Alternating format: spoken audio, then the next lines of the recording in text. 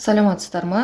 Бүгінгі сабақта біз осындай бағалаудың түрін жасаймыз. Ол үшін сіздер алдымен зарядканың осындай суретін қойып алыңыздар. Кейін вставка, фигуры, төртбұрыш сызып алыңыздар. Копировать ставить деп, дәл сондай 3 фигураны сызып алыңыз. Үшеуін белгілеп, контурға барып, нет контура деңіз. Вставка, фигуры деп, осындай овальный төртбұрышты заливка фигурымен түсін өзгертіп, контурын алып тастап, вставкаға надпись деп оқушының атын жазып алыңыз. Енді бірінші фигураның формат фигуры деп заливка фигурыға барып түсін өзгертіңіз. Екіншісінің түсін өзгертіңіз қалаған түсіңізге. Үшіншісі дәл солай. Вставка, надпись деп жаңағы проценттардың сандарын жазып алыңыз. Мысалы 0%, 100%, 50% деп шрифттарын бәрін келтіріңіз.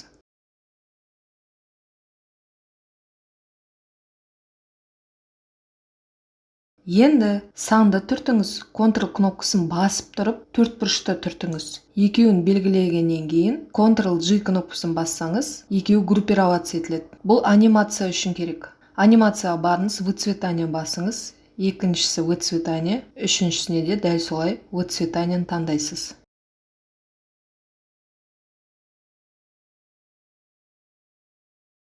Енді бізге баптау керек.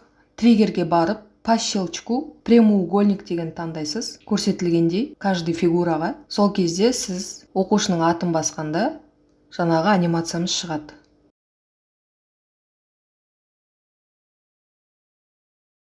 Барлығын копировать етесіз, бірде-біреуін тастамай. Дәл солай қойып шығасыз.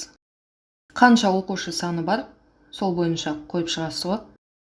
Тексереміз. Бәрі жасап тұр.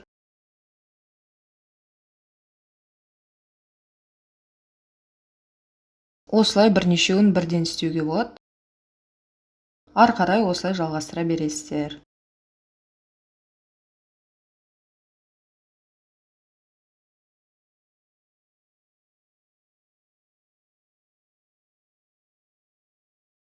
Біздің бағалау тәсіліміз дайын.